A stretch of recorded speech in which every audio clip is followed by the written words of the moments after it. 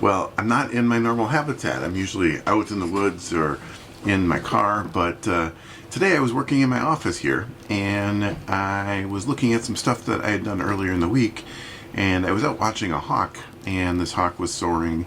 It had dropped its legs briefly, and I just remember thinking, well, that was kind of weird, but I didn't think anything more of it. Well, I finally got a chance to get it up on my screen and watch the video again. And well, you can imagine the behavior here. I'll share it with you. It reminded me, though, that I actually had a bunch of those experiences in the last year or so, and I don't think I shared a lot of them with you. And so what I'm going to do here is I'm going to take the top 15 and share them all with all of you. So I hope you enjoy it. Number 15 is Raptor Rage, and this was taken in late April over at Crex Meadows. And it was a long winter, and I think it affected more than just us people.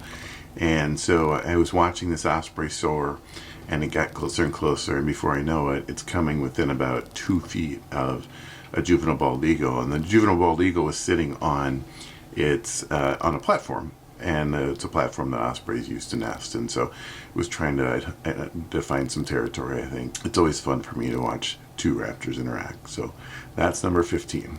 Raptor Rage.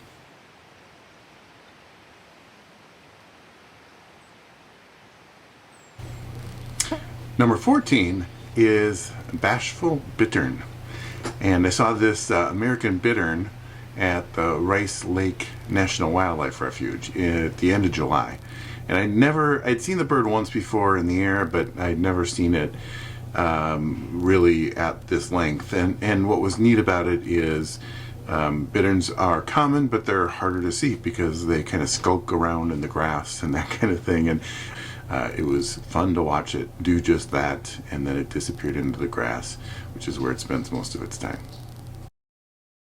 Number 13 also comes from Rice Lake National Wildlife Refuge, and that is the egg-toting thrasher. And this one was really interesting because I did notice, so brown thrasher is a relatively common bird, but again in July it's not very visible. And I did notice this bird kind of looking almost like a roadrunner running across the road. It would stop every so often, and then I noticed it had something in its mouth. And the more and more I looked at it, I'm quite positive that they are garter snake eggs. And it has 3 of them in its mouth, and I'm sure it's carrying it back to a nest for its young. And so I just thought it was really pretty interesting. And it's the way it runs, it's hard to keep track of, so the video is a little bit jerky, but you can see very, very clearly that the thrasher is carrying 3 white eggs back to wherever it's headed, presumably its nest. So number 13, egg-toting thrasher. Number 12 is Dragonfly Lunches. And fair warning, if you don't like the circle of life, this maybe isn't a great one for you to watch. So I took the video over at Big Marine State Park, which is a Washington County park here in Minnesota. And it is a purple martin colony. And I just happened to capture an adult coming onto the platform where 2 of its young are. Inside the little house, and it has a dragonfly in its mouth. And then the female, I think actually the female comes on first, and then the other parent also comes in, also with a dragonfly. So, I like dragonflies. They eat mosquitoes, but I'm always team bird. So it is both of the adults bring them in and deposit them in the house for the 2 young. And of course you can't watch them eat them, but we all know what happens next. So that is number 12, Dragonfly Lunches.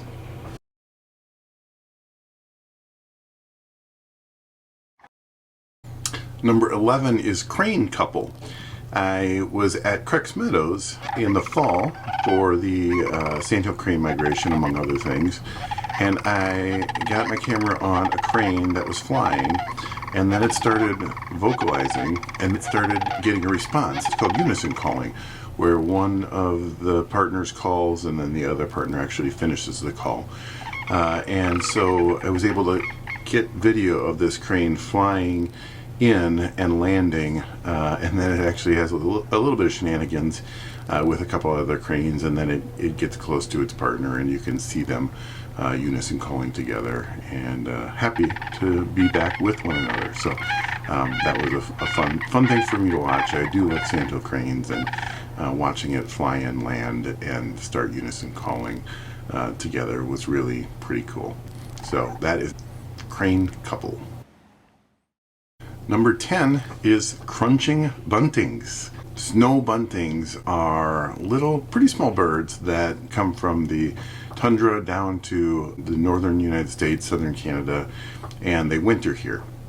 And they are little birds that flit all over the place. They look mostly white, but they do have some black and brown on them, depending on how mature they are and whether they're male or female. As part of my project to try to catch 20 birds a month for every single month of the year back in 2022, I chased these little birds, and I saw them all over the place, but they feed in the snow in farm fields and or on the roadsides, and they're always kind of crouched down, and so it's a tough bird. And so when I had a chance to get out on a country road and just sit for a while and just let them kind of come in toward me, I was just really patient, and they came in and they just kept coming. And one of the things I noticed as I was really watching them is that they take their little beaks and they pick up the seed, and then they crunch. And it was kind of interesting how they have to chew at it to then swallow it. And I did look it up. I guess it's something that's fairly common that they have to do. They are a pretty small bird, and they're always picking at stuff. So, but it was fun to get a species that I had chased and never really got decent footage of, and also it was fun to watch it actually how it really truly eats, and so it was pretty unique. And so number 10 is crunching buntings. Number 9 is siblings. I was out and about actually with my mother, and we were looking for bald eagles because she loves bald eagles, and I like them too, but I like osprey even a little bit more.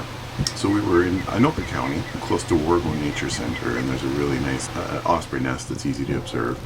And this particular nest had 2 juveniles. They were fairly large, and they had red eyes, which tells you that they're the juveniles. The adult has a yellowish eye. And so it was the adult and 2 juveniles on the nest, and the adult did have some food, and so the adult had eaten a little bit, but then was feeding a little bit to one of the juveniles, juvenile osprey, and then that same one was also picking at and kind of eating from the same thing. And the other little juvenile osprey is just kind of timidly sitting there waiting, I think waiting for its turn. We watched it for a while, and we never did see the other one get anything. So it looked like it was a pretty healthy bird, so I assume it has had its plenty of food and had its turn, but that's what made me think of siblings, because that's how it works sometimes, right? So number 9, siblings. Number 8 is barred owl bop. This one is really close to where I live, and we are lucky enough to have owls pretty close by. And so at that time of year when the juveniles start to move around a little bit, I usually have a good chance to observe them. And one thing I've noticed with barred owls especially is that they tend to kind of move their heads around and kind of adjust it. And so I got a chance to watch that, and I was curious about why they do that. And their eyes are in a position where they can't move them, right? They're recessed a little bit, and so they have to move their heads, which is also why they swivel them, but also move their head around to judge the distance. So it allows them to kind of triangulate the position of the things that they're looking at, whether it's prey or just something they're trying to observe. And so I've seen barred owls do this before. I was always kind of curious why they do it, and it is a depth perception thing, and to help them triangulate how far away something is from them. So barred owl bop is number 8. Number 7 is Coot Fishing Champ. This American coot was actually one of the very first ones I had seen of the spring.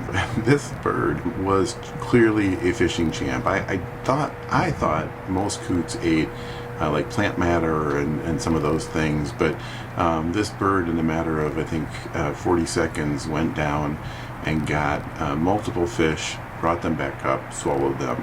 And actually the last one that it picked up, I do think it moved on, so it must have had enough to eat, because I had watched it eat a little bit earlier too, and then I decided to put the camera on it, and it got 2 more fish in just a very, very short amount of time. So Coot Fishing Champ. Number 6 is Rough-Legged Rodent Grabber. This one was a bird I found in late April. Rough-legged hawks spend most of their time up in the tundra, but in the winter they come down to the northern part of the United States and southern Canada, and they're always floating over meadows and fields and marshes, and they are looking for small mammals. And so this rough-legged hawk is one I'd watched for a while, and it was hovering for a long time. It came down, and then you can see it dive down. So you see its talons come up first, and then you see it go for a dive, and then it disappears for a little while. It's in the grass and you can't obviously see, but it does then come back up and moves a little bit, and it clearly has field mouse or vole or something in its talons, and so it's just fun to watch birds like that hunt. And so for that reason, my number 6 is Rough-Legged Rodent Catcher.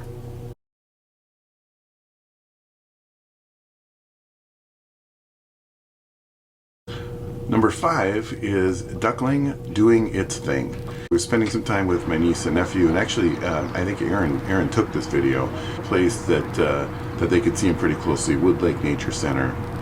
And it just so happened that there was a number of ducklings not that far from the little walkway that cuts across the lake there. Aaron took some video of this duckling, and it just was the cutest thing, and it did its thing, kind of moved around, and then shortly after it took off into the water, and just was a fun little bird to watch. So for that reason, number 5 is Duckling Doing Its Thing. Number 4 is Otter Fish Frenzy.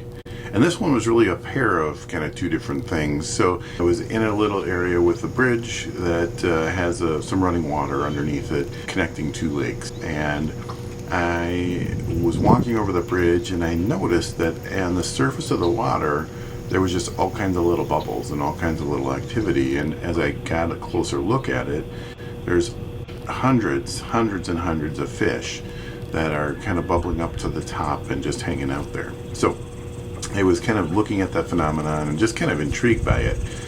And as I step back from it, stop taking video, and I look up, and out in the lake a little ways is a pair of otters. And the otters keep coming closer and closer. And I assume that they are aware that this is an area where the fish hang out, because they kept coming closer and closer. And I tried to make myself a little bit more hidden from them, and they just kept coming in. And then of course all of the work actually happens underwater, so you can see some splashing, you can see some bubbles, and then you can see one of the otters come up, and it definitely does have a fish in its mouth. It's a little harder to see that part of it, but it was definitely something that was really clear to me that I was watching while I was taking the video, and it's just really cool. Erin's favorite animal are otters, and so anytime I can get otter on video is fun to share with her, and that's why my number 4 is Otter Fish Frenzy. Well, number 3 for me is HeadScratching Harrier. This one was also taken over at Creeks Meadows. Seems like it might be a favorite place for me. And I was out watching this northern harrier hovering over the marsh. Harriers are only here in the spring, summer, and fall. And but it was hovering over the marsh and just kind of flying around and moving all over the place. And I watched it for quite a while. And as it went fairly high in the sky, I all of a sudden noticed that it was doing kind of a weird thing, and I didn't think too much of it. But later, when I got back and I watched the footage, the hawk was soaring, and then it actually reaches back with its foot and it scratches its head in flight. And it was just kind of a funny phenomenon, and just something I thought was really interesting. Never seen such a thing, never dreamed I would have captured something like that on video. And so it's just a fun little thing that was fun to watch. Of course they do it. It makes complete sense that they do that in flight. But it was fun nonetheless. And so that's why my number 3 is HeadScratching Harrier. All right, we're getting down there. Number 2 on my list is Heron Pair. And this one is actually 2 different birds in 2 different places. In fact, one of the birds is a bird that I captured, and one of the birds is a bird that Aaron captured on camera. I'll share the first one with you. The first one was taken pretty close to where we live, and it's an area where I can go out on a dock. And this heron was just out looking for food, and it was moving around, and it was climbing over branches, and it was out over the water a bit, and it was stepping around and kind of doing all of the things to look at a good place where it could find a meal. I never really did see it fish very much. I saw it looking. I didn't see it take a stab at anything for lunch, so I'm not sure if it wasn't very hungry or if it was just trying to get its footing right and its position right. But I did watch it for a while. It never really took a strike at anything.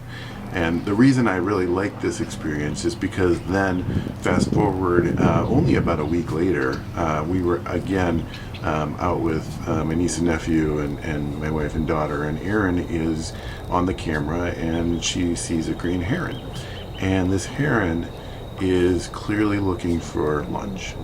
And this heron sees a fish, and it goes all in for it. It dives into the water, it gets itself all wet, shakes itself off, hops back up, and you can see it consuming the fish pretty quickly. And then it actually didn't take very long before it went after another one. So for me, what I love about it is it's a course of a week. It's 2 different birds and 2 very different personalities, even though it's the exact same species. And it just kind of struck me as how interesting that. I don't know if that's how common that is, but I had never seen a green heron go after a fish like that in the water like this one did. Usually most of them, from my experience, are sitting there and kind of waiting for something to swim by so that they can grab it without getting too wet or too dirty. So that is why, for me, my number 2 on this list is the heron pair. All right, I guess we need a drum roll, right? If you're still with me, thank you. This was so much fun reliving all of these experiences, and I hope you've gotten a little bit of joy out of it as well. So my top one, my number 1 wildlife experience from the past year is Loon and Loon. This was taken over at Big Marine County Park. It's a Washington County Park, and it is a place where I've seen a loon and loon chicks before, or loonlets before. And I happened to get over there at a decent time of day, and there wasn't too much activity. It's a pretty good sized lake, and it's a pretty busy lake from a boating standpoint. But I got over there at a time when it wasn't that busy, and I went out on the pier that people use to launch their boats, and just sat there for a while. And I stayed pretty low to the water. And I watched this loon and this loonlet, this baby loon that probably wasn't more than a month old, maybe less than that. I would actually guess less than that, maybe a few weeks old. And I watched it go down into the water, and I watched it crawl back up on what I presume was mom. The other loon was there as well, but it hung pretty close to one of the 2, so I assume that was its mother. But one of the things that really was cool that I'd never seen before and I never really thought about is one of the ways that the loon gets up, the little loonlet got up on the loon's back, was the mother lifted her wing up, and the little loon came in underneath and clearly crawled up underneath that way. making almost a step for that little bird to get up on the back. And so it would go up on its back a little bit, and then it would go back down into the water and tool around a little bit. And at one point there was an eagle that flew overhead, and at that point the other loon, I again assume that it was the father, came pretty close. And anyway, it was really fun to watch that loon and the little loonlet up and down off of the back of the mother. And I think I have at least reasonable footage for you to see all of that. So that is why my top experience for the year is Loon and Loon.